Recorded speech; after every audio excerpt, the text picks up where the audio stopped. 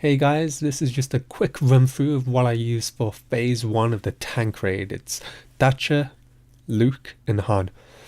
I use Datcha because his leadership ability allows you a 25% chance to remove 25% turn meter from any droid enemy whenever you attack, so that's pretty important. It has a nice synergy with Han Solo's move because whenever Han attacks with his Zeta, he attacks twice.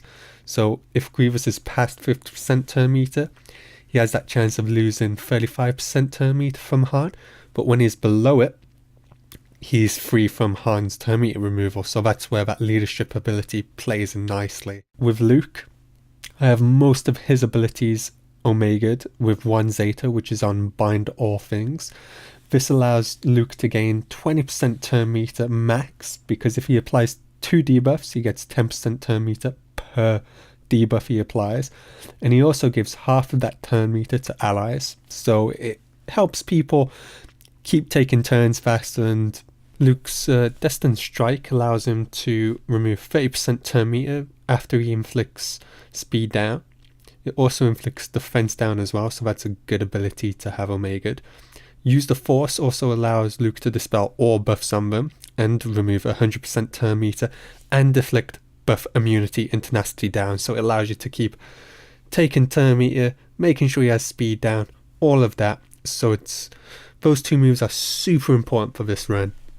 So we're into the nitty gritty of the video now. So what I usually try and do is I try and add like a buff blocker to Grievous to stop him gaining any buffs. That's really important for when you keep damaging him. He gets like this green arrow, which allows him to gain turn meter when any droid ally is attacked, and it increases his power really, and it really does give you a bad day trying to do this guy in when he's got that. So it's important to do that. Otherwise, you just wipe out his guards. Try and focus on the B2 because he gets annoying for ability blocking, evasion blocking, all of that nonsense. And then with Grievous, I'm just constantly trying to whittle down his turn meter really. I try and save Luke's use the Force when Grievous's turn meter is almost to the top, so that way I can try and wipe it all out in one go. It does get annoying when Grievous resists, and while I will say you want to try and retreat with Luke and Han towards the end of the run, because you can solo this entire phase with those 3 characters, but you do want to save Luke and Han for later on, so try and retreat before the end of the phase because the rest of the guild will pick up the slack. And one more note guys before I close this video down.